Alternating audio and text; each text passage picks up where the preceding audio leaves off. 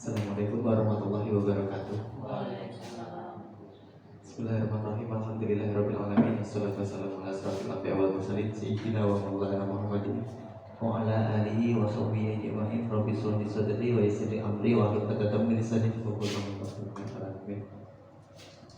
Terima kasih mengucapkan kepada Bu Dewi selaku kepala sekolah yang sudah memberi kesempatan untuk saya belajar mengimbaskan atau berbagi praktik baik. Dan terima kasih kepada kawan-kawan semua yang sudah bersedia meluangkan waktu untuk belajar di sini. Sekali lagi, yang kami hormati Bu Dewi, nanti minta bantuannya apabila ada kurang lebih atau salah-salahnya. Terus sebelumnya saya juga minta maaf.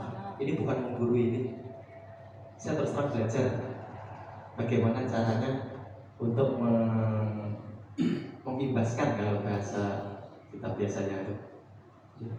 Terus langsung aja.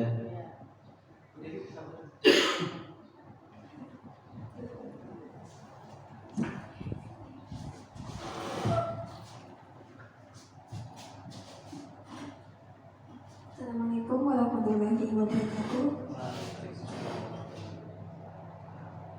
Alhamdulillah hari ini kita bisa menyempatkan untuk berkumpul di sini dalam kegiatan kita. Hari ini akan disampaikan oleh Bapak Limas Luki selaku calon guru penggerak angkatan 10 mengenai budaya positif. Mungkin nanti kita bisa sama-sama untuk mengkaji kembali tentang budaya positif yang sudah sama-sama kita jalankan di sekolah kita. Dari hasil pemaparan yang akan disampaikan oleh Bapak Ali hari ini, mudah-mudahan memperkuat pemahaman kita dan pelaksanaannya nanti tentang budaya positif di sekolah kita. Nah, mungkin itu pembuka yang dapat saya sampaikan. Salah hilapnya mohon maaf. Wabillahi taufiq wal hidayah. Wassalamualaikum warahmatullahi wabarakatuh. Waalaikumsalam. Ya, langsung saja. Terima kasih. Ini yang akan kita bersama adalah budaya positif. Budaya positif, budaya itu suatu kegiatan yang terus-menerus yang sudah mengakar positif yang baik-baik. Nah, sebelum kita mulai, kita kembali dulu mengingat-ingat apa tujuan pendidikan kita sebenarnya. Tujuan pendidikan menurut Ki Hajar Dewantara adalah menuntut segala kodrat yang ada pada anak agar mereka mencapai keselamatan dan kebahagiaan yang setinggi-tingginya, baik sebagai manusia maupun sebagai anggota masyarakat. Nanti insya Allah anak-anak kita akan kembali ke masyarakat, dan kita pendidik, kita harus membekali mereka supaya mereka bisa mencapai keselamatan dan kebahagiaan yang setinggi-tingginya sebagai anggota masyarakat. Filosofi pendidikan menurut Ki Hajar Dewantara, yang pertama, semua anak terlahir dengan bakatnya masing-masing. Anak-anak itu unik. Ada yang punya kecepatan berpikir yang luar biasa, ada yang biasa, ada yang kurang biasa. Dan yang kedua, tugas guru adalah menuntut bakat tersebut agar anak tumbuh dengan selamat dan bahagia. Yang ketiga, guru ibarat petani, anak ibarat biji jagung. Nah, guru itu mengolah, mulai kalau kita mau bertanam jagung, kita mengolah tanahnya, habis itu disemai di sawah, habis itu kita merawat. Kalau ada rumputnya kita buangi, kita siangi, ada hamanya kita semprot, kita matikan. Biar apa? Biar jagungnya bisa tumbuh dan bisa membuahkan hasil yang maksimal atau sesuai dengan yang kita inginkan. Yang berikutnya, kodrat alam dan kodrat zaman. Kodrat alam ini yang seperti yang pertama tadi, itu anak itu terlahir unik, punya kelebihan masing-masing. Ada yang pintar, ada yang sedang, dan ada yang kurang pintar. Dan mereka juga punya, kadang-kadang ada yang punya kekurangan. Maaf, contohnya ada yang mempunyai kebutuhan khusus, ada yang nggak bisa bicara, ada yang pendengarannya kurang dan sebagainya. Terus yang terakhir adalah berpihak kepada murid. Pendidikan kita atau pembelajaran yang kita laksanakan setiap hari itu orientasinya adalah berpihak kepada murid. Satu itu aja. Pokoknya semua pendidikan yang kita ajarkan di sekolah semuanya harus berpihak kepada murid. Apapun yang kita lakukan. Apa makna budaya positif? Apa contoh penerapan positif yang telah kita terapkan? Budaya positif di sekolah yaitu nilai-nilai dan kebiasaan-kebiasaan di sekolah yang berpihak kepada peserta didik agar mereka dapat berkembang menjadi pribadi yang kritis, penuh hormat dan tanggung jawab. Ya, budaya positif itu nilai dan kebiasaan-kebiasaan di sekolah yang berpihak kepada peserta didik agar mereka dapat berkembang dan menjadi pribadi yang kritis dan penuh hormat dan bertanggung jawab. Contohnya waktu kita melaksanakan kegiatan waktu hari Jumat pagi, itu salah satu melatih mereka agar berkarakter, nanti punya rasa tanggung jawab, penuh kritis, dia pintar misalnya terjun di masyarakat, bisa membaur dengan masyarakat, dengan lingkungan sosialnya.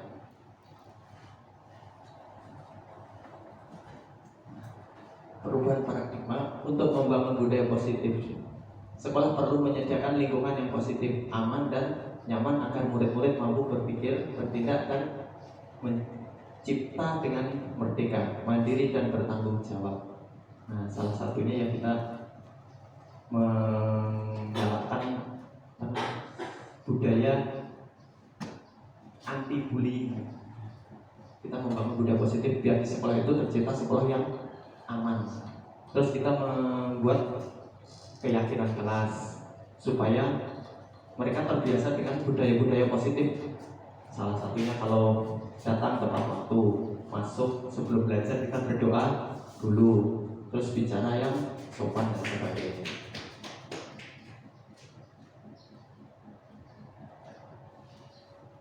Dan yang berikutnya adalah lazimnya disiplin dikaitkan dengan kontrol. Dalam hal ini kontrol guru dalam menghadapi murid. Jadi kita yang mengontrol diri, mengembangkan kontrol diri kita. Perubahan paradigma, teori kontrol, ilusi kontrol. Di sini ada beberapa ilusi.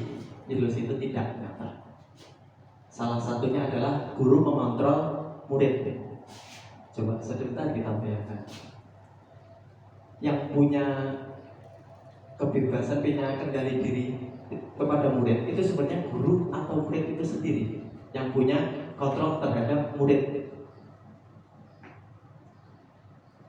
Kita sebagai guru atau peserta didik sendiri.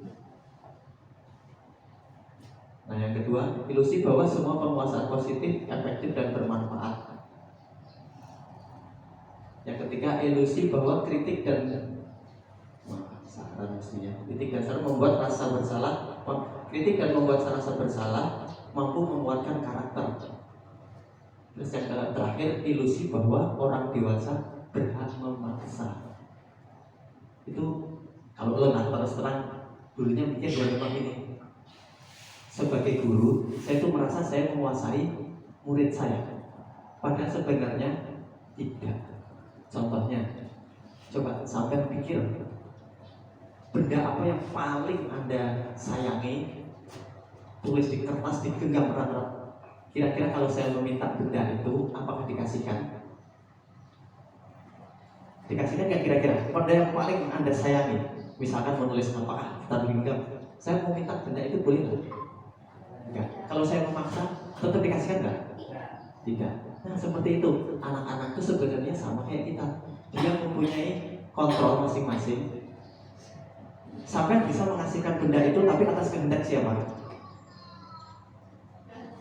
Nah, kehendak Anda sendiri. Baru benda itu bisa dikasihkan ke orang lain. Kalau kehendak, misalkan Bu Pipi punya sesuatu digenggam erat buat Bu Bibi kasihkan Pak Aryo benda itu, insya Allah Bu Bibi nggak akan kasihkan kalau benda itu berharga.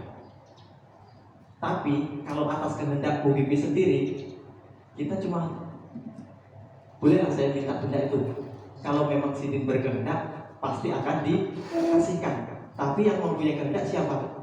Bu Bibi sendiri. Kita nggak bisa memaksa. Sama kayak Muslim kita, sama didik kita. Kita memaksa murid untuk begini.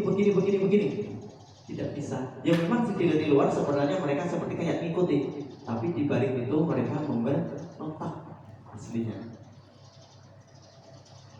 Terus yang kedua, ilusi bahwa semua penguatan positif efektif dan bermanfaat. Kita bikin banyak peraturan, habis itu hukumannya seperti ini. Sepertinya mereka ngikuti. Iya memang mengikuti, cuma itu bukan karena disiplin dari dirinya sendiri, tapi dari dia untuk menghindari hukuman. Sebenarnya bukan dari dirinya sendiri, tapi untuk menghindari hukuman. Contohnya, kalau membuang sampah sembarangan, kalau ketahuan bapak denda untuk menyapu halaman sekolah semuanya. Kalau ada ulur, pasti nggak akan dibuang sembarangan. Tapi kalau saya nggak ada, buang sembarangan. Itu salah satu contoh. Dan berikutnya adalah ilusi bahwa kritik dan membuat rasa bersalah mampu menguatkan karakter. Kita kadang-kadang anak berbuat salah kita omeli, gini, kamu ini terlalu gini. Terus mereka buat salah. Apakah itu bisa menguatkan karakter mereka? Itu nanti ada di belakang. Terus yang berikutnya, ilusi bahwa orang dewasa berhak memaksa. Ini yang paling sering, terserah paling sering saya lakukan. Kita seakan-akan saya itu menguasai anak, padahal mereka punya kehendak sendiri. Kita cuma bisa mengarahkan.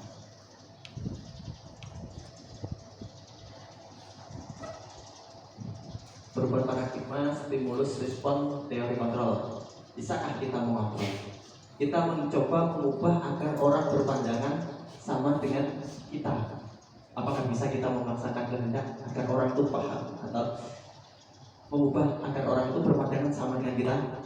Tidak. Kalau saya bilang A, misalkan ada soal saya A, tapi Bapak Ibu yakin bahwa itu jawabannya adalah B, bisalah Bapak Ibu yakin bahwa itu jawabannya berubah A?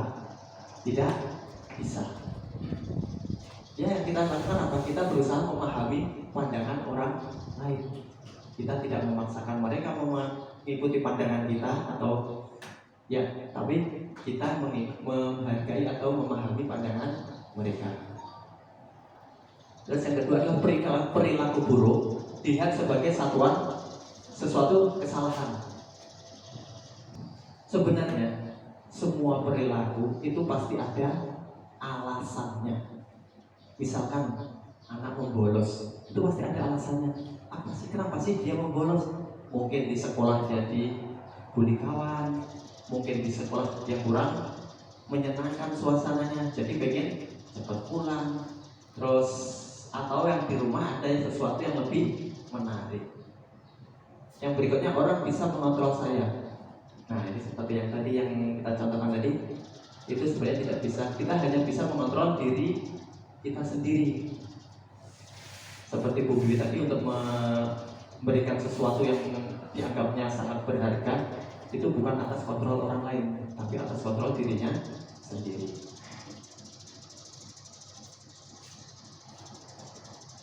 Yang berikutnya adalah pemaksaan ada pada saat bujukan gagal. Yang berikutnya adalah model berpikir menang atau kalah. Yang berikutnya adalah disiplin. Kata disiplin sering dikaitkan dengan tata tertib, peraturan, dan kepatuhan pada peraturan. Kata disiplin juga sering dihubungkan dengan hukuman, padahal itu sungguh berbeda. Karena belajar dengan disiplin tidak harus dengan memberi hukuman. Kalau kita taat peraturan, nah seperti yang kalian contohkan tadi, membuang sampah pada tempatnya, pas kalau ada bapak atau ibu gurunya ada. Apakah itu termasuk disiplin? Bukan, itu terpaksa. Disiplin itu bagaimana? Ada ibu atau bapak gurunya yang membuang sampah pada tempatnya, tidak ada bapak atau ibu guru, dia juga tetap membuang sampah pada tempatnya.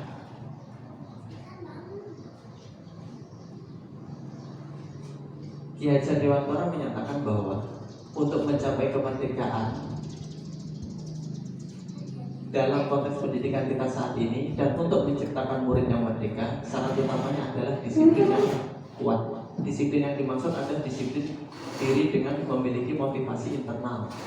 Jika kita tidak memiliki motivasi internal, maka kita memerlukan pihak lain untuk mendisiplinkan kita. Salah satunya kita yakin bahwa perbuatan disiplin itu perbuatan baik. Jadi kita menjalankan itu bukan atas tekanan dari orang. Kita melaksanakan atas keyakinan kita sendiri bahwa memang disiplin itu baik, tepat waktu itu baik. Itu insya Allah akan lebih baik daripada kita nanti misalnya kalau ada Ibu Dewi, saya pulangnya agak sore-sore. Tapi kalau pas Ibu Dewi, saya mau rapat, jam 10 saya pulang dulu lah. Nah, itu bukan disiplin. Tapi biarpun ada ibu kepala sekolah ataupun tidak ada ibu kepala sekolah, kita tetap menjalankan seperti apa yang kita yakini, yaitu disiplin. Nah, untuk teori motivasi atau perilaku manusia itu sebenarnya ada dua. Yang pertama adalah motivasi eksternal dan yang kedua adalah motivasi internal. Motivasi eksternal itu bisa karena kita merasa tidak nyaman dengan hukuman. Akhirnya kalau nggak melaksanakan ini kita akan dihukum. Akhirnya kita terpaksa melaksanakan. Itu termasuk motivasi dari eksternal. Terus ada lagi juga untuk mendapatkan imbalan. Nah, ini juga sama, termasuk eksternal. Kalau yang motivasi internal itu dari motivasi mengenai dirinya sendiri menjadi insan sesuai dengan harapan kita. Nah, ini langsung dari hati kita. Contohnya, saya akan menjadi orang yang seperti apa bila saya melakukannya. Itu dari dalam diri kita sendiri. Itu kalau kita bisa menerapkan atau mendisiplinkan kepada peserta didik, kita menanamkan, insya Allah baik semuanya. Nah, untuk budaya positif yang paling kecil adalah di lingkungan peraturan kelas. Habis dari peraturan kelas, kita kembangkan, kita bikin keyakinan kelas. Terus setelah keyakinan kelas akan menimbulkan lingkungan yang positif. Kenapa? Karena keyakinan kelas itu semuanya bernuansa positif. Jadi lingkungan akan menjadi positif. Kalau lingkungan sudah positif, insya Allah membudaya positif itu akan menjadi sebuah budaya positif di lingkungan sekolah. Nah, keyakinan kelas, hukuman dan penghargaan. Mengapa tidak peraturan saja? Mengapa harus keyakinan kelas? Mengapa kita memiliki peraturan harus menggunakan helm bila berkendaraan roda 2? Mengapa kita memiliki peraturan 3M, menggunakan masker? Ini masih terus corona. Menggunakan masker, mencuci tangan dan menjaga jarak 1,5 meter. Terus yang berikutnya, mengapa kita memiliki peraturan harus datang tepat waktu pada saat mengikuti pelatihan? Itu adalah peraturan untuk mendukung motivasi intrinsik, kembali ke nilai-nilai keyakinan, lebih menggerakkan seseorang dibandingkan mengikuti serangkaian peraturan. Misalnya, mengapa kita memiliki peraturan harus menggunakan helm bila berkendara roda 2? Bapak Ibu, kalau misalnya misalkan dari daerah Bujung mau ke pantai, itu kira-kira berkendara pakai helm apa enggak? Pakai helm enggak Bujung? Tidak, sama berarti. Sebenarnya saya kalau pensiunan sedikit-sedikit juga nggak pakai helm. Itu kenapa? Itu peraturan sifatnya, karena belum masuk ke dalam keyakinan kita. Padahal sebenarnya mengapa kita memiliki peraturan harus menggunakan helm? Itu apa alasannya? Untuk keamanan dan keselamatan. Kita nggak tahu kecelakaan itu akan di mana. Walaupun ibaratnya perjalanan 100 meter, kalau kita yakin bahwa itu untuk keamanan, insya Allah kita akan pakai. Tapi kadang-kadang kita tidak ingat atau tidak yakin Alasan pakai helm apa? Alasan pakai helm Bapak Ibu semua. Kalau pas takut ditilang polisi. Nah, itu kebanyakan. Seperti anak-anak kita. Kenapa? Buang sampah gak sembarangan, buang sampah pada tempatnya. Takut dihukum. Kenapa? Karena mereka belum mempunyai keyakinan dalam hatinya bahwa kebersihan itu indah, kebersihan itu baik. Nah, tugas kita ke depannya adalah meyakinkan mereka dengan budaya-budaya positif, membudayakan mereka membuang sampah dan sebagainya. Terus yang kedua, lanjut. Nah, keyakinan kelas. Keyakinan kelas adalah nilai-nilai kebajikan atau prinsip-prinsip universal yang disepakati bersama secara universal. Lepas dari latar belakang suku, negara, bahasa maupun agama. Suatu keyakinan itu akan lebih memotivasi seseorang dari dalam daripada hukuman. Contohnya tadi, kalau saya yakin pengendaraan itu akan aman apabila kita memakai helm, pasti saya akan memakai, bukan karena takut ditilang Pak polisi. Pembentukan keyakinan kelas. Keyakinan kelas bersifat abstrak daripada peraturan yang lebih rinci dan konkret. Misalnya, dalam keyakinan kelas adalah saling menghormati satu sama lain. Nanti dalam peraturan kelas ada, kalau kita misalkan memukul orang, kita akan mendapat hukuman ini. Kalau kita merusak barang orang, kita akan mendapat hukuman begini. Tapi kalau keyakinan kelas tidak, cuma saling menghormati. Dia lebih abstrak.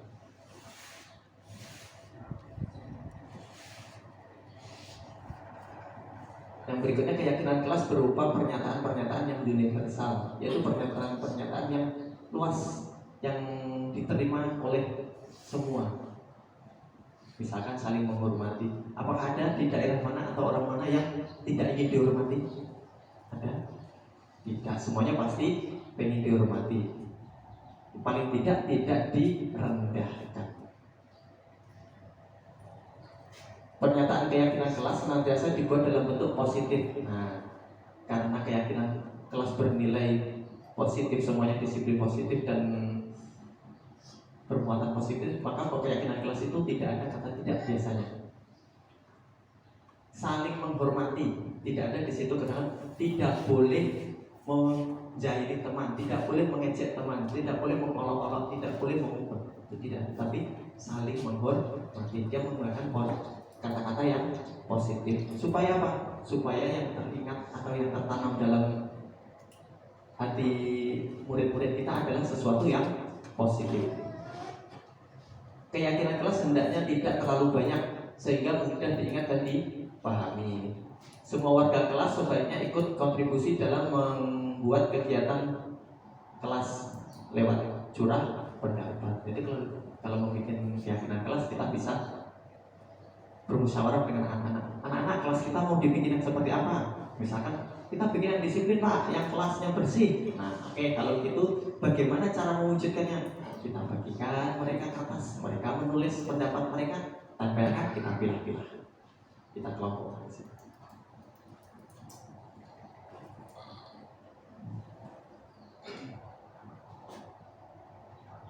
Nah, kalau ada peraturan misalnya, selalu kembalikan buku pada tempatnya. Keyakinan kelas atau nilai kebajikan yang dituju adalah tanggung jawab. Dilarang mengganggu orang lain. Kalau di peraturan seperti itu biasanya. Terus tapi kalau keyakinan kelas tujuannya adalah menghormati orang lain dan diri sendiri dan sebagainya.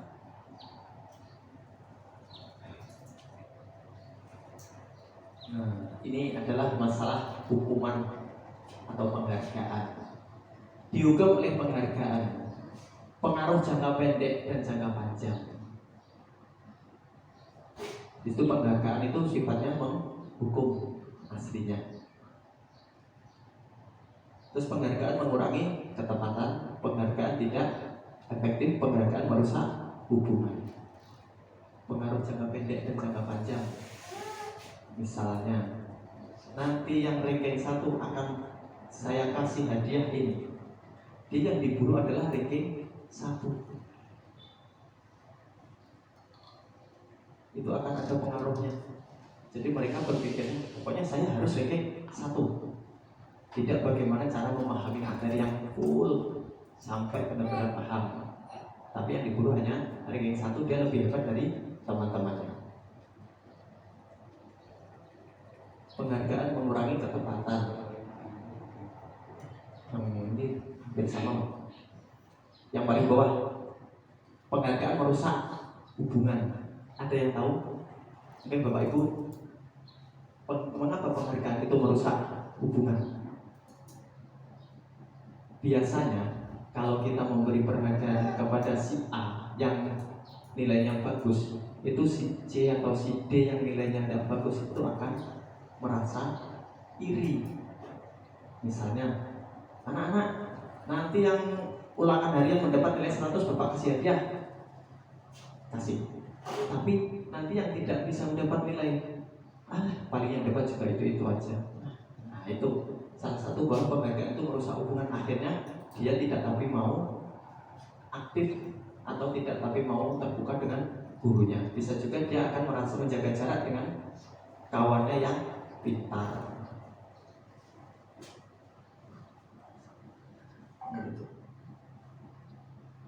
Apakah boleh kita memberi penghargaan? Sebenarnya boleh, tapi jangan dijanji. Ranking 1 langsung, ini ranking 1 dapat hadiah, boleh. Tapi jangan dijanji, nanti yang ranking 1. Nah, itu kalau yang pintar serius, tapi yang nggak pintar, nggak dapat ranking juga, nggak dapat hadiah juga. Terus dalam memberikan apresiasi, pengakuan perlu diingat beberapa hal. Yang pertama adalah pengakuan secara khusus. Yang kedua, pengakuan secara pribadi. Yang ketiga, memberi pengakuan kepada semua murid secara bergantian, walaupun kategorinya berbeda-beda. Beri pengakuan secara konsisten dan fokus pada proses.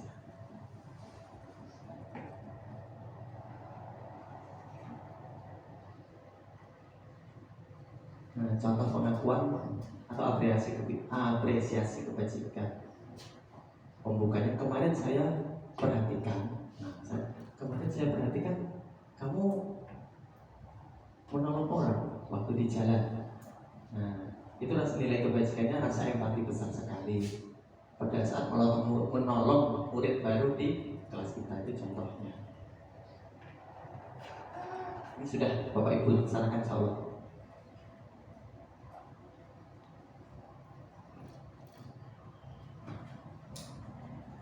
Mencatat 100 kali. Ini salah satu contoh ya. Mencatat 100 kali dalam buku kalimat, saya tidak akan terlambat lagi karena dia terlambat ke sekolah. Ini termasuk hukuman atau konsekuensi? Hukuman atau konsekuensi? Suruh mencatat 100 kali.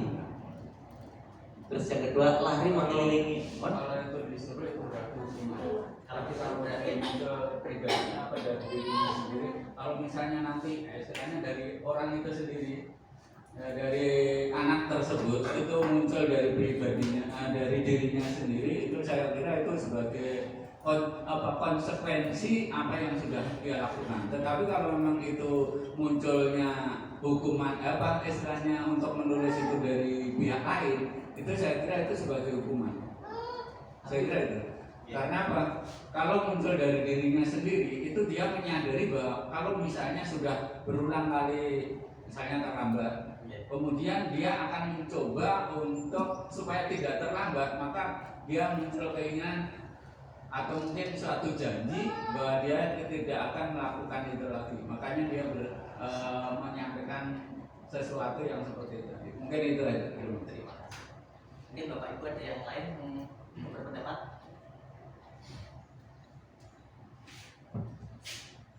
Nah, itu bisa menjadi konsekuensi kalau dia melakukan sendiri. Tapi kalau disuruh orang lain menjadi hukuman.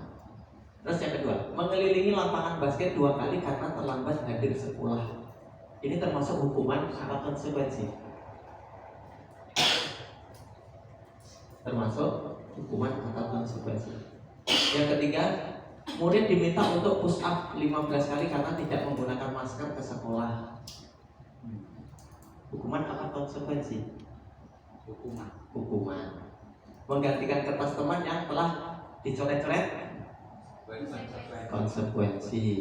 Membersihkan tumpahan air di meja tulis karena tersenggol pada saat belajar, konsekuensi. Meminta murid untuk mengenakan sepatu, tidak mengenakan sepatu seharian di sekolah karena tidak mengenakan sepatu hitam. Ini saya sering dulu kalau anak-anak waktu masih di SMP pakai sandalnya saya ambil. Nggak usah pakai sandal lagi. Nggak ada dia. Nggak usah pakai sepatu, nggak usah pakai sandal seharian. Termasuk hukuman atau konsekuensi? Hukuman. Lari mengelilingi lapangan basket 2 kali karena terlambat 10 menit waktu pelajaran PJOK. Termasuk hukuman apa konsekuensi? Itu bisa dua-duanya. Bisa. Karena ada Konsekuensi. Kalau apakah tindakan atau yang dari tanggung jawab. Kalau yang terakhir itu karena dia sesuai dengan modelnya, sesuai dengan keadaannya. Nah, yang pertama tadi adalah hukuman karena terlambat mencatat 1 kali. Yang kedua lari mengelilingi basket 2 kali karena terlambat sekolah, itu masuk hukuman. Murid diminta untuk push up, hukuman. Nah, gitu. Terus yang berikutnya menggantikan kertas teman yang telah dicoret-coret, konsekuensi. Kenapa? Karena ya resiko bahwa dia telah mencoret-mencoret, maka dia harus mengganti. Kalau hukuman itu biasanya sifatnya menyakitkan atau biasanya lain dari tidak sesuai dengan hati kita sendiri. Dari luar, istilahnya dorongan itu dari luar. Nah, tidak sesuai dengan apa yang dia hukuman.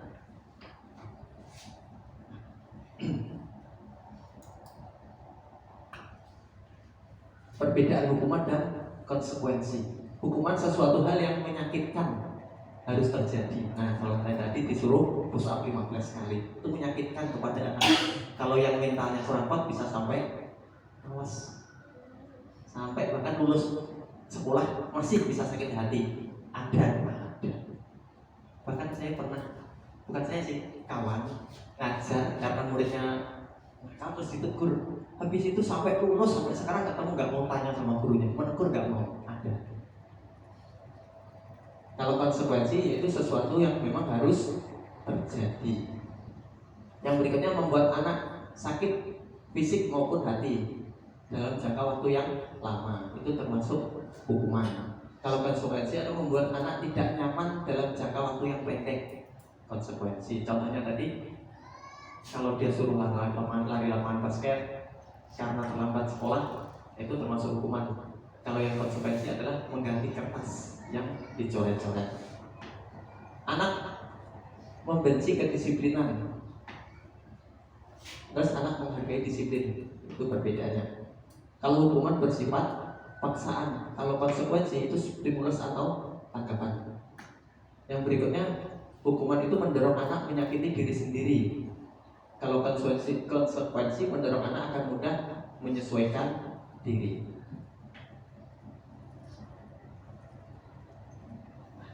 Insyaallah. Nah, tadi waktu anak atau melakukan kesalahan pasti punya alasan.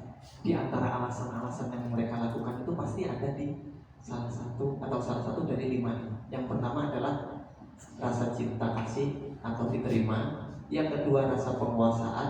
Yang ketiga rasa kesenangan. Yang keempat rasa kebebasan. Dan yang terakhir survival atau kebutuhan untuk hidup.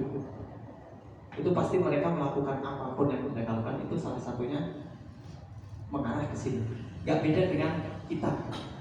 Di sana kita melakukan sesuatu apapun pasti arahnya ke sini. Misalnya kita jangan tes dengan benar-benar, kita belajar benar-benar. Itu kebutuhan dasar kita apa? Kita pengen penguasaan. Menguasai apa? Penguasaan materi yang akan kita ajarkan besok misalkan. Itu untuk belajar. Kalau mereka misalkan pas ada melanggar peraturan, itu pasti mereka pengen punya salah karena tidak terpenuhi dari kelimanya. Misalkan dia ada yang iseng-iseng, jahil, hobinya jahil. Berarti yang dia harapkan itu kalau dia tidak di bagian cinta dan kasih sayang atau diterima, dia juga pengen kesenangan. Senangnya apa? Membuat onar dengan kawanan. Ini ada contoh kasus Ibu Ani, guru kelas 9, kelas 10, sedang bingung menghadapi ulah salah satu siswa di kelasnya, Agus. Tidak ada yang namanya Agus di sini. Beberapa anak telah datang mengeluhkan Agus yang seringkali meminta bekal makan siang mereka dengan paksa. Jika Anda menghadapi situasi seperti Ibu Ani, apa yang Anda lakukan? Menurut Anda kira-kira apa alasan Agus melakukan itu? Mungkin Bapak Ibu ada yang berpendapat? Kira-kira apa yang Bapak Ibu lakukan? Terus alasan apa Agus melakukan itu?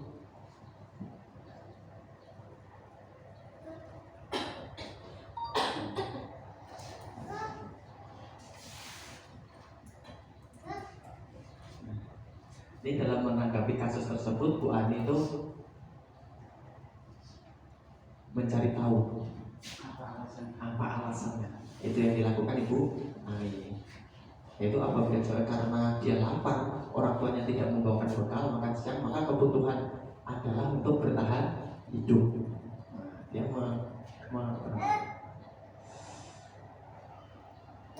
mengambil punya orang, memalak, istilah kasarnya orang Israel, memalak kawanannya. Kenapa? Dia memalak nasi kawannya, memalak jajan kawannya. Kenapa? Karena dia lapar, karena sama orang tuanya nggak bisa makan. Jadi untuk bertahan hidup biar nggak kelaparan, dia mengambil punya kawannya. Jika jawaban Agus karena senang utamanya jadi memperhatikan, iya, berarti dia yang dikatakan adalah untuk diterima kawannya.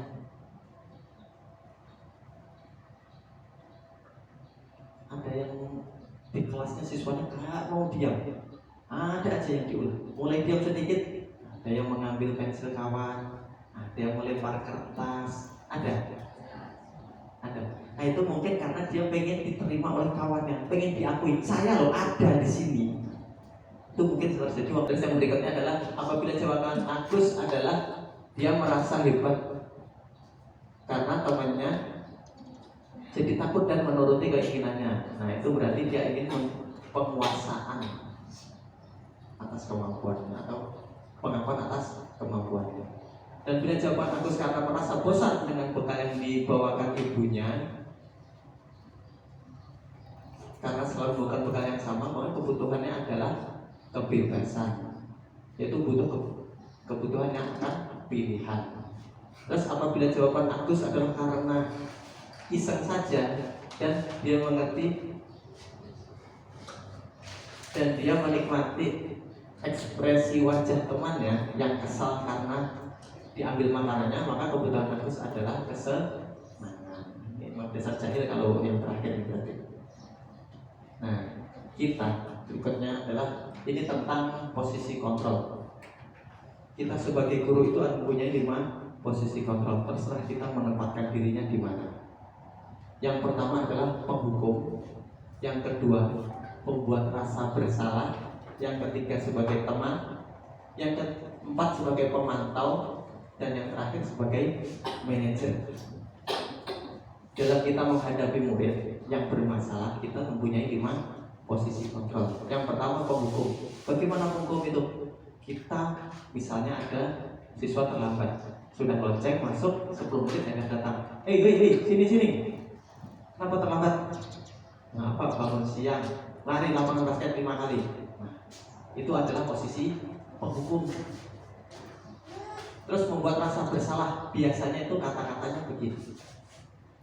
Kenapa terlambat? Bangun Pak, kamu nggak bisa bangun pagi Pak. Tadi nggak dibangunkan. Nah, kamu nggak kasihan kah sama Bapak? Bapak sudah beberapa kali ditegur sama kepala sekolah gara-gara anak buahnya terlambat terus. Nah, apa kamu nggak kasihan? Nah, itu biasanya dengan kata-kata yang menimbul ekspresi yang membuat orang merasa kasihan. Terus yang berikutnya adalah teman. Ini contohnya, ayolah kita lakukan demi ibu. Nah, kita menganggap murid kita itu sebagai teman kita. Misalkan temannya, murid kita tadi yang terlambat, terus duduk sini, ngobrol bareng kita. Habis duduk, kenapa terlambat? Pak, bangun siang tadi nggak ada yang bangun kan? Oh iya. Lalu ya, besok minta tolong sama orang tuanya atau kakaknya, kita bangunkan pagi. Bapak juga gak dimarahi kepala sekolah, kamu gak juga dimarahi. Ya, kita lakukan demi ibu. Ya, nah itu salah satunya menganggap murid kita adalah teman. Itu insya Allah anaknya juga akan merasa. Terus yang berikutnya adalah pemantau. Misalnya di peraturan dijelaskan terlambat 10 menit keliling lapangan basket. Nah, kalau kita memposisikan diri sebagai pemantau, kamu tahu peraturannya? Kalau terlambat, tahu Pak? Apa? Kalau terlambat 10 menit keliling lapangan basket, silakan. Nah, kita tidak menghukum, tapi dia tahu peraturannya dan dia menjalankan peraturannya. Itu posisi kita adalah sebagai pemantau. Kita cuma memantau. Dan yang terakhir adalah manajer. Posisi ini yang paling baik. Kenapa?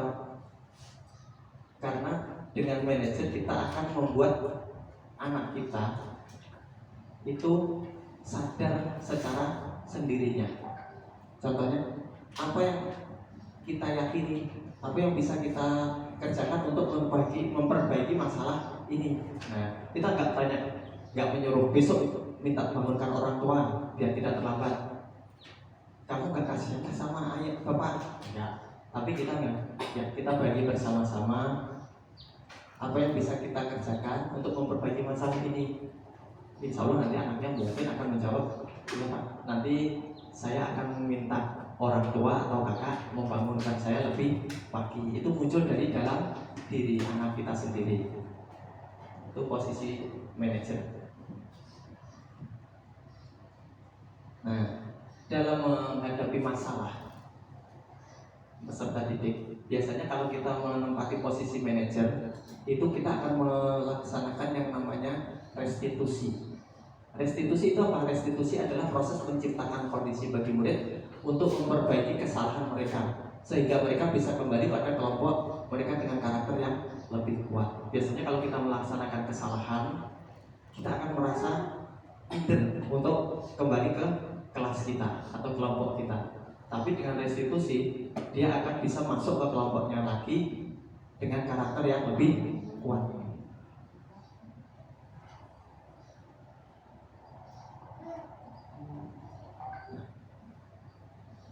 Nah, ciri-ciri restitusi. Yang pertama, bukan untuk menebus kesalahan, namun untuk belajar dari kesalahan. Yang kedua, memperbaiki hubungan. Hubungan siapa? Hubungan antara yang berbuat salah dengan yang disalahi. Yang ketiga, tawaran, bukan paksaan. Kalau paksaan kita tadi menjadi penghukum. Kalau manajer kita cuma sebagai tawaran. Restitusi menuntut untuk melihat ke dalam diri. Nah, kita menumbuhkan kesadaran diri langsung dari peserta didik sendiri, bukan atas paksaan kita. Restitusi mencari kebutuhan dasar yang mendasari tindakan. Kita mencari apa alasannya melakukan itu, habis itu kita arahkan. Restitusi diri adalah cara yang paling baik untuk memperbaiki diri. Restitusi fokus pada karakter, bukan tindakan. Jadi yang kita benahi itu adalah supaya kedepannya tidak akan melakukan hal yang sama. Restitusi fokus pada solusi. Misalnya yang tadi terlambat, solusinya apa kalau direstitusi? Mungkin dia akan mencari atau berpesan pada orang tuanya atau kakaknya atau keluarganya supaya besok akan dibangunkan lebih pagi. Dan yang terakhir, restitusi mengembalikan murid yang berbuat salah pada kelompok. Nah, untuk tahapan-tahapan restitusi itu ada 3, makanya disebut dengan nama segitiga restitusi. Yang pertama adalah menstabilkan identitas. Ini biasanya dengan kata-kata. Setiap orang pasti pernah melakukan kesalahan, menenangkan hati yang melakukan. Misalkan si A kelahi sama si B. Nah, si A itu nanti yang misalkan pukul, bukan kelahi, pukul si B. Habis itu si A dipanggil. Setiap orang pasti pernah melakukan kesalahan. Itu dia hatinya itu pasti akan luluh, nggak beda. Kamu ini sudah hari-hari kelahi aja. Nah, itu dia bukannya tambah melemah hatinya enggak, tapi dia akan dalam hati itu akan sangkal, akan tambah jengkel. Itu biasanya seperti itu. Terus bisa juga kita tanya, kamu bukan satu-satunya orang yang pernah melakukan ini. Memukul teman itu bukan dia salah satunya. Nanti dia akan merasa, oh berarti perbuatan saya ini pernah dilakukan orang lain. Terus yang berikutnya, kalau mereka kondisinya sudah stabil, selanjutnya adalah memvalidasi tindakan yang salah. Contohnya menanyakan alasan. Kamu pasti punya alasan mengapa kamu memukul temanmu. Nah, terus adakah cara yang lebih baik selain memukul temanmu? Tuh. Dan yang terakhir adalah menanyakan keyakinan kelas. Tadi waktu kita mau bikin keyakinan kelas, ada di situ saling menghormati. Nah, nilai apa yang telah kita sepakati? Misalkan menghormati teman, Pak.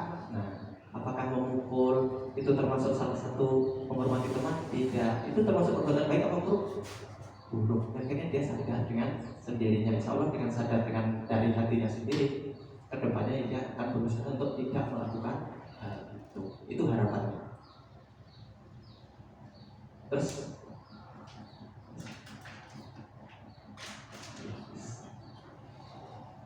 nah, terima kasih. Mungkin dari kawan-kawan punya masukan tentang yang sudah saya bagikan ini. Saya yakin kawan-kawan itu pasti lebih menguasai karena lebih senior, jadi masih baru. Jadi mohon masukan.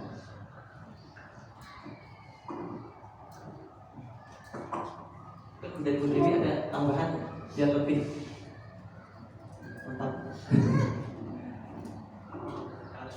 Pak Ben, mungkin ada pendapat yang berbeda.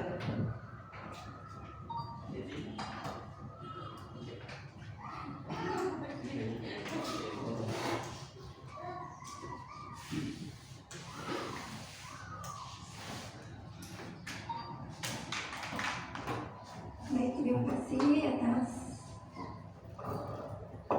kesempatannya ya. Mungkin ini menanggapi apa yang sudah disampaikan oleh Bapak Ali tentang disiplin positif itu sudah sangat lengkap. Dan ini sebenarnya ada juga di PMF. Kemarin yang bagian indikator taktik kinerjanya disiplin positif itu ada pilihannya, itu adalah salah satunya ini ya, topik disiplin positif. Salah satunya adalah posisi kontrol guru itu bujung kemarin. Nah, jadi dia sudah mempelajari tentang 5 posisi kontrol guru itu. Nah, seperti kita tahu yang nama budaya itu perlu proses. Jadi nggak simsalabim balik tangan langsung jadi. Nah, yang namanya budaya berarti dimulai dari hal-hal kecil dulu. Seperti yang sudah kita lakukan. Nah, itu kita menuju ke pembentukan budaya tadi disiplin positif itu, untuk membentuk budaya positif di sekolah kita, yang nantinya hasil akhirnya ya tadi yang diharapkan siswa itu selamat dan bahagia ketika nanti kembali ke lingkungan masyarakat.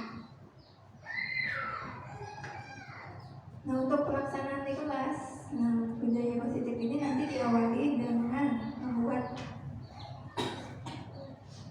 kalau di awal itu namanya kesepakatan kelas, kemudian diperbaiki, sekarang sebutannya adalah keyakinan kelas, karena dia harus, kan kalau di awal hanya sepakat, kalau ini harus berasal dari keyakinan anak gitu ya.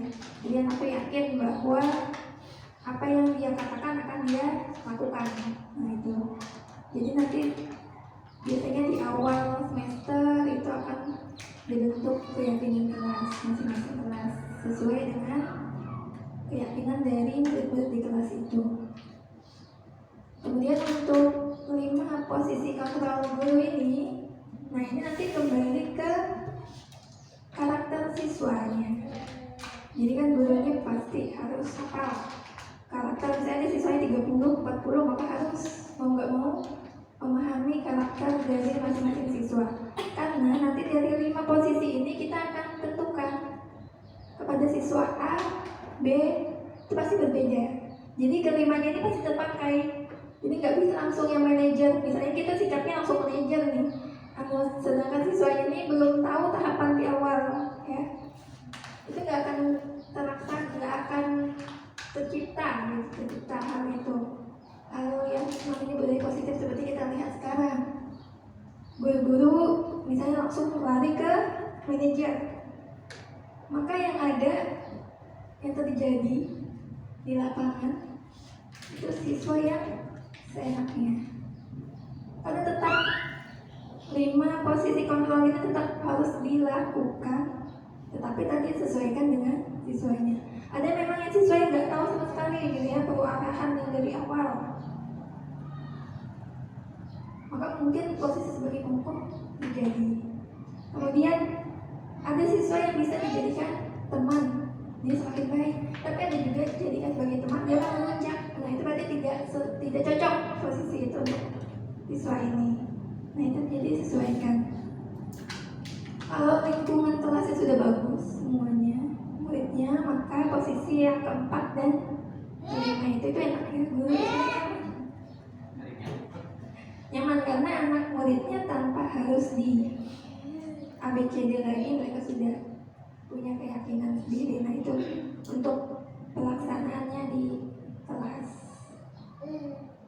Jadi kita sama-sama memang sedang proses ya, satu persatu seperti itu.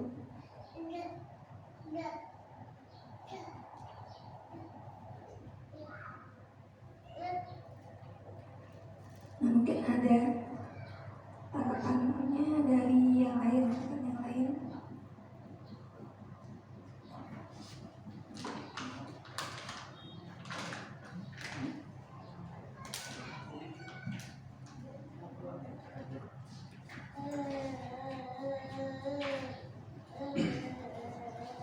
Terima kasih.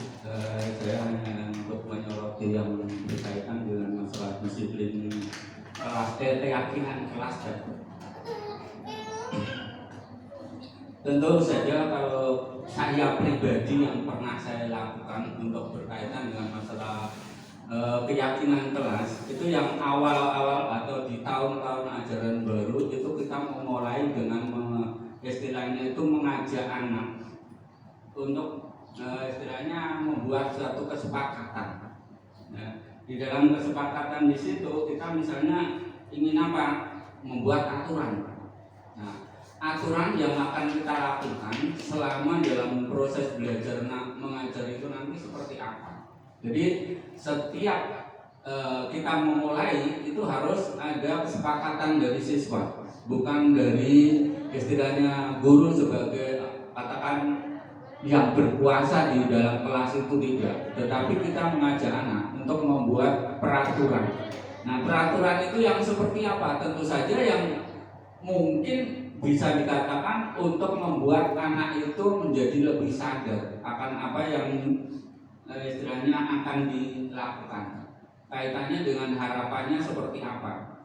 Nah, jadi kalau misalnya anak itu punya harapan kelasnya itu bisa berjalan baik atau bisa istilahnya itu dalam proses belajar mengajarnya itu tidak menjadi apa istilahnya itu muncul gangguan sana sini, makanya dibuatlah tindakan atau aturan seperti itu tadi. Karena dengan menggunakan aturan itu secara otomatis anak itu sendiri akan menyadari, oh saya dulu pernah buat ini.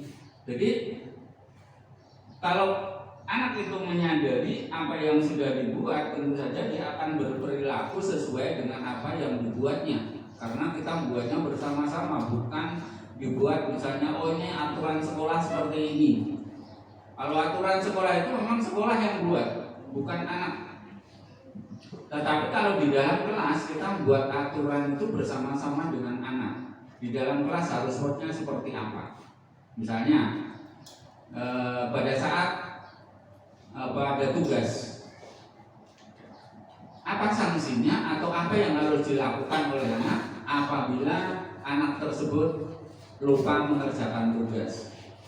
Nah, dari situ kita akan tahu bahwa anak itu sendiri akan memilih apa yang harus dilakukan. Tapi kalau misalnya dari gurunya, oh kamu tidak mengerjakan tugas, saya hukum ini itu dan seterusnya, tidak.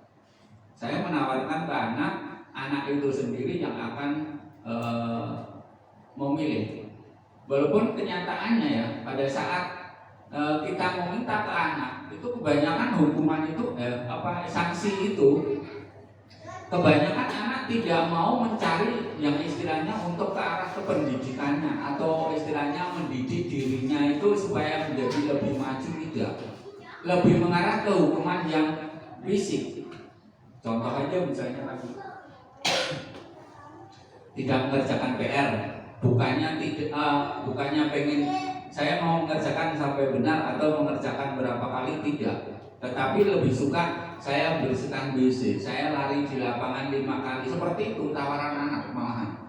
Tetapi kita perlu mengarahkan supaya anak itu ngerti hukuman atau sanksi yang dibuat itu jangan untuk memberatkan fisik, menyakiti fisik kita. Tapi kalau kalian memilih seperti itu, apa manfaatnya untuk kamu? Kita harus mengarahkan ke situ. Kalau ada manfaatnya untuk kamu, ya silakan pilih, lakukan. Tapi kalau misalnya itu tidak bermanfaat untuk kemajuan kamu dalam belajar, ya jangan dipilih itu. Misalnya ada yang nggak mengerjakan, saya kasih gambaran gitu. Misalnya ada satu soal nggak bisa dikerjakan, atau bahkan tidak mau mengerjakan, maka anak harus muncul dari inisiatifnya sendiri, harus bisa menjawab atau mengerjakan itu dengan benar. Gimana caranya? Mungkin dengan tanya orang lain, tanya teman, orang tua, atau mungkin tanya Mbak Buget katanya.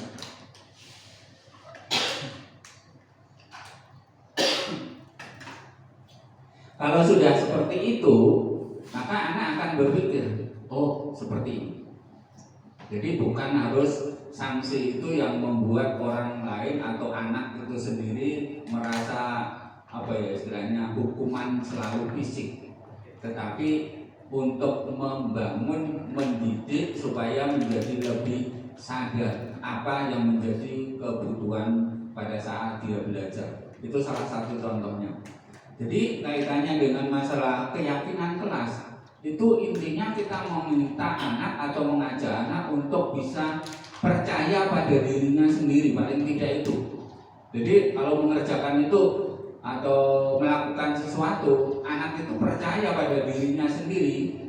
Saya kira untuk berbuat yang istilahnya keluar dari apa yang jadi kesadaran pribadinya, dia akan memilih atau memikirkan apa resikonya.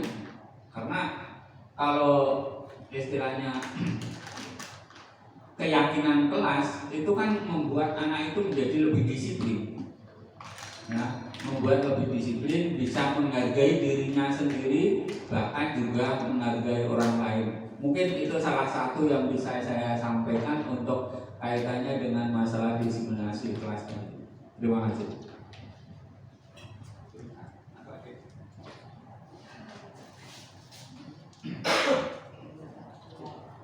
Terima kasih banyak atas arahnya dari Bu Dewi dan Bapak Bel. Berarti keyakinan kelas terkait dengan keyakinan kelas dan disiplin positif. Mungkin cukup sekian diseminasi kita hari ini. Ada kurang lebihnya, saya mohon maaf sebanyak-banyaknya, dan sekali lagi saya ucapkan terima kasih banyak kepada Ibu Kepala Sekolah yang telah meluangkan waktu, memberi kesempatan untuk belajar, membagi apa yang didapatkan, apa yang sudah saya dapatkan, dan terima kasih banyak juga bagi kawan-kawan yang sudah meluangkan waktu untuk menemani saya belajar di sini. Sekali lagi, ada kurang lebihnya mohon maaf. Saya akhiri. Assalamualaikum warahmatullahi wabarakatuh.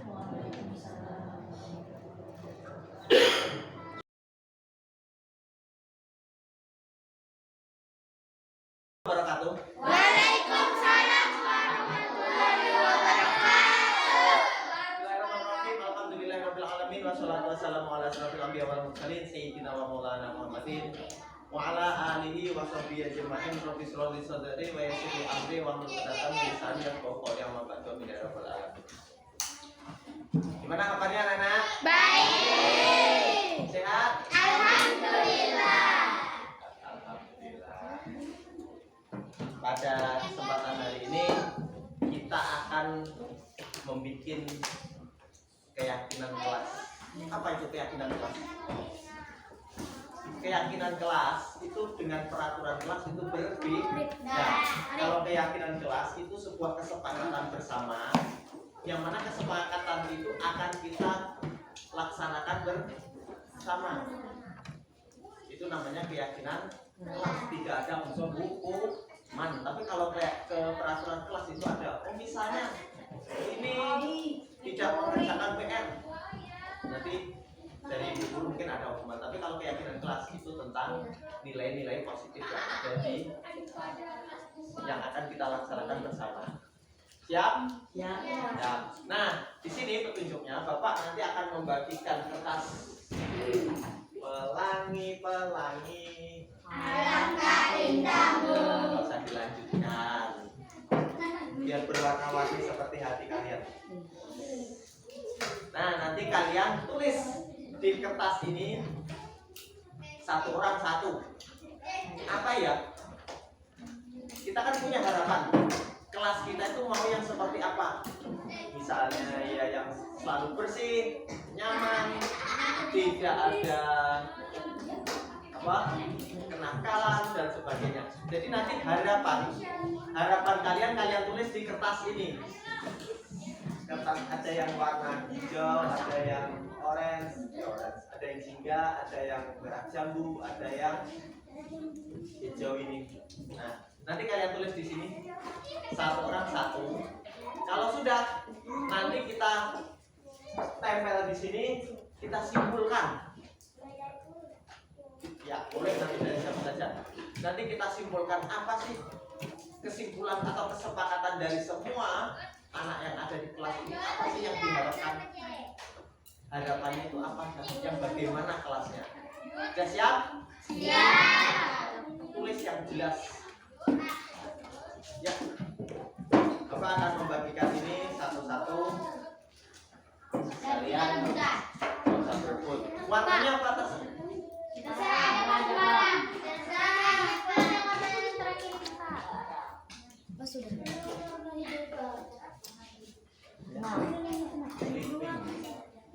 Ini warnanya terserah aja. Nanti kita tulis, kita kelompokkan di sini. Nih, Bapak saat punya ada mana? Tadi hijau tadi. Di sini kak? Tadi depan. Tidak ada. Iya, Kak. Oh ini. Nah, peraturan yang pertama, peraturan keyakinan pertama satu. Masuk.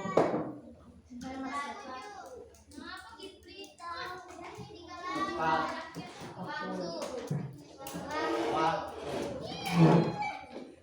Nomor 2, 3, 4, 5 dan seterusnya. Silakan diisi. Apa isinya? Menggunakan kertas post-it ini. Apa akan membagikannya?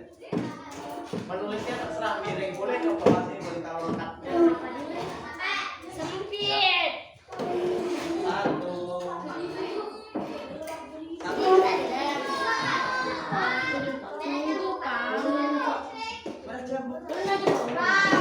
Sama aja, ini gak ada rasanya. Iya, apa ini? Cuma sembarang kan ya.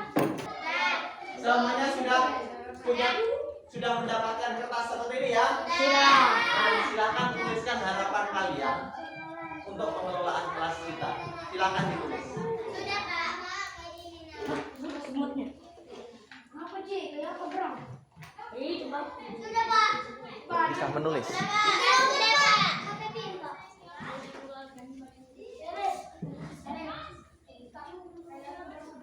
Kayak aku tidak boleh bilang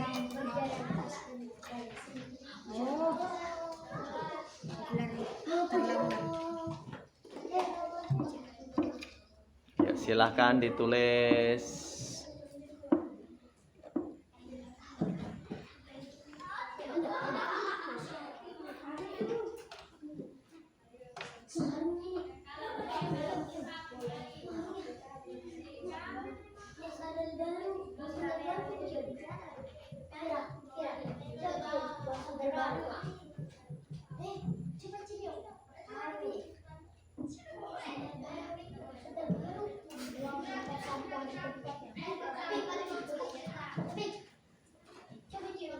Sudah, Pak.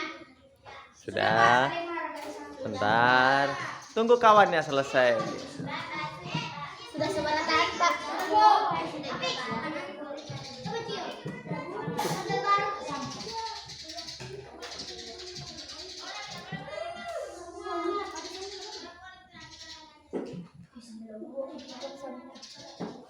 Ayo, yang sudah selesai boleh ditempelkan di sana. Gantian tapi antrilah satu-satu. Yo.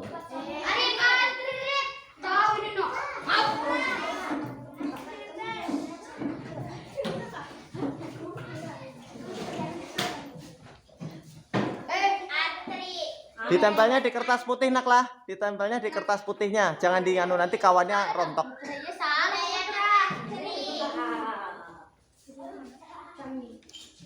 Harus mentok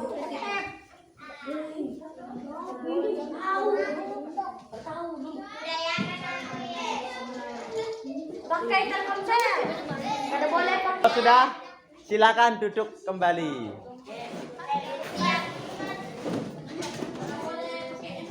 Ya. Ya.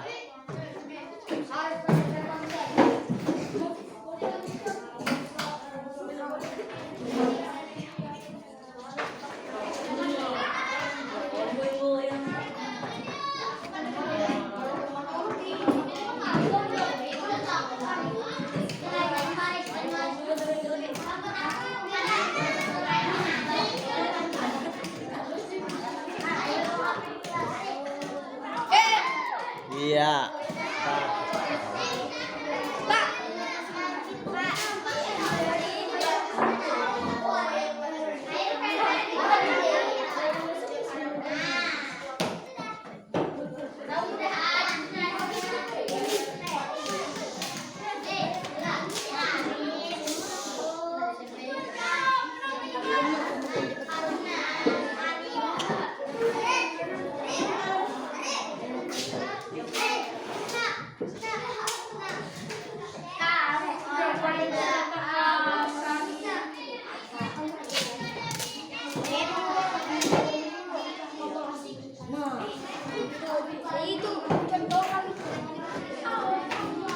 Ya, anak-anak sekalian yang Bapak banggakan. Nah, ini adalah harapan yang kalian tulis, yang kalian ungkapkan, yang akan kita terapkan di kelas kita agar kelas kita menjadi kelas yang lebih baik, lebih disiplin, lebih bersih dan sebagainya. Pokoknya intinya bisa menciptakan kelas yang aman, nyaman, dan ramah. Mungkin dari kalian ada yang bersedia membacakan Boleh, Pak.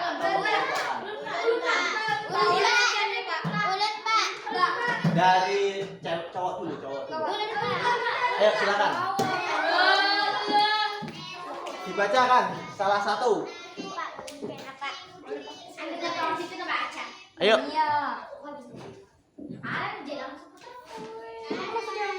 Ayo silahkan dibaca. Tidak boleh ribut di kelas.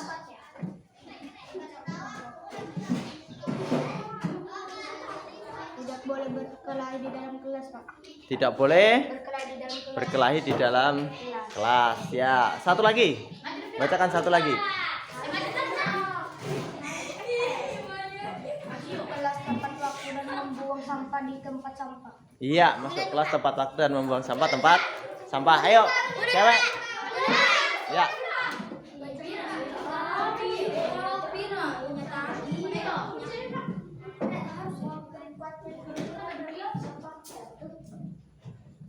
Jadi saling menghargai satu sama lain. Iya, saling menghargai satu sama lain. Ada lagi, satu lagi. Seragam rapi, seragamnya dipakai pada jadwalnya. Oh iya, pakai seragam yang rapi sudah. Silakan duduk. Terima kasih pada tempatnya. Nah, yang demikian itu adalah apa namanya? Harapan.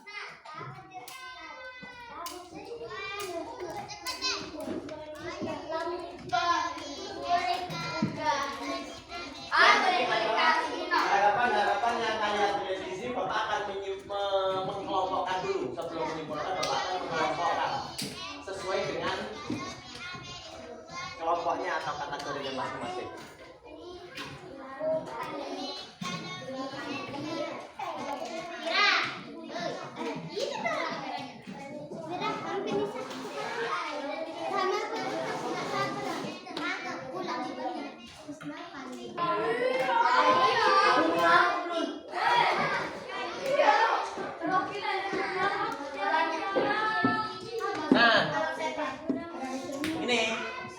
Ini adalah kelompok-kelompok dari harapan kelas atau yang kelas yang kita inginkan. Yang pertama, masalah kerapian. Seragam rapi, kelas bersih. Berarti keyakinan kelas yang kedua, selain masuk tepat waktu adalah harus berpakaian yang rapi. Bapak tulis di sini. Iya, pakaian.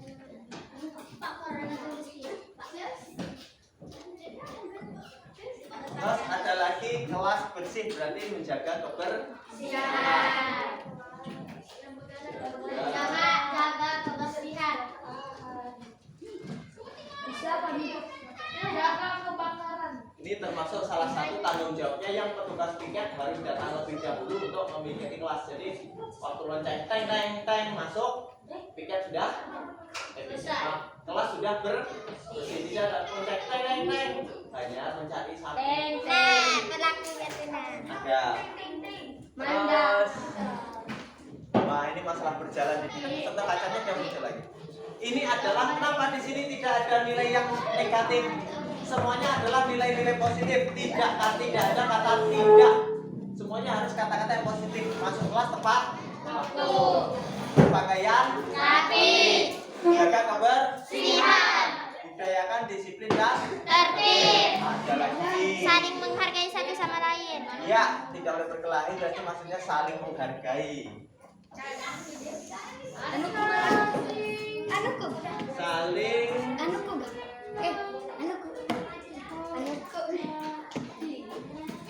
menghormati Hargai. dan menghargai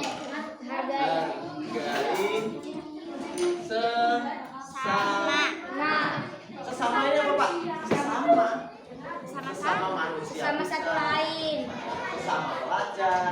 Kalau sesama kawan berarti ya sesama kawan, Sesama pelajar, Sesama misalkan Bapak guru dengan ibu guru dengan siswa ya sesama manusia.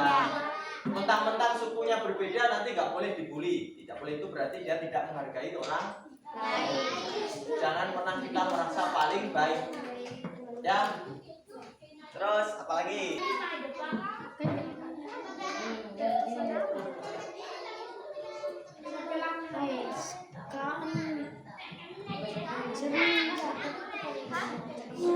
Ya, di sini setelah disimpulkan ada 6 kesepakatan. Mungkin ada yang belum tertulis karena kertasnya cuma satu. Apa yang belum? Salah satu siapa yang berani membaca adalah dan Ganti yang lain. Ulun. Ayo, Mona. Ini jalan. Oh, dah, Pak. Ayo, maju. Baca. Ya. Mana ulun, Pak? Nih, dibaca kesepakatan kita. Kasih dah. Pak. Ulun, Pak. Ulun, Pak. Udah, Pak. Pak. Ulun, Pak.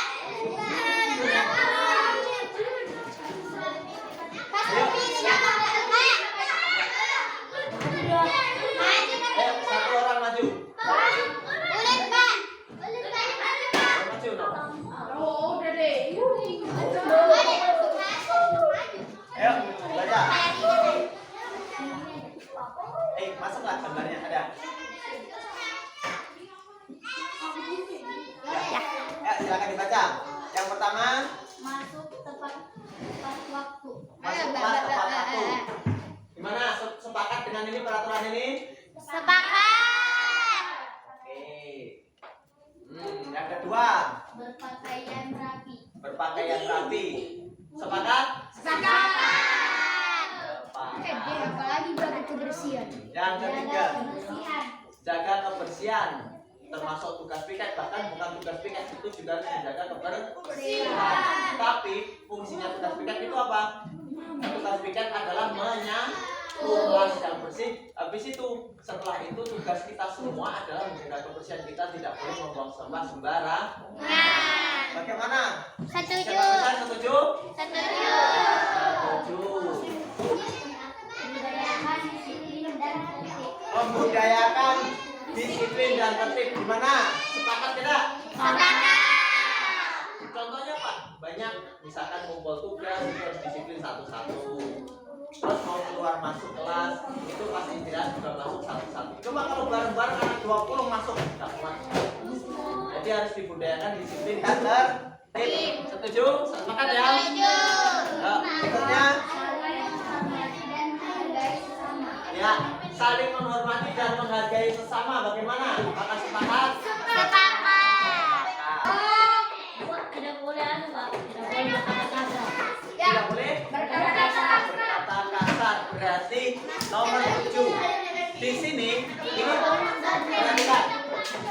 Muatannya adalah muatan positif, tidak ada kata yang negatif. Jadi tidak boleh berkata kasar itu kalau bahasa positifnya adalah berbicara yang sopan. Karena berbicara. Dan nomor 5, saling menghormati dan menghargai. Bapak kalau ditambahkan.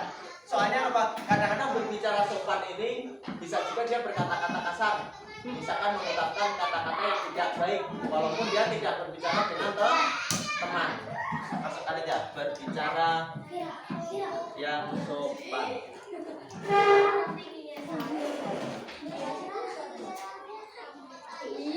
Sudah? Ada lagi?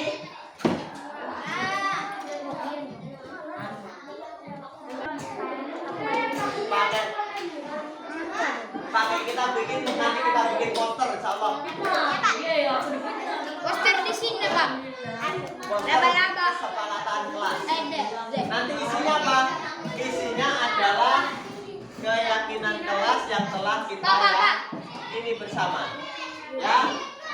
Ya? Siap? Ada yang ditanyakan? Tidak. Kalau tidak ada ditanyakan,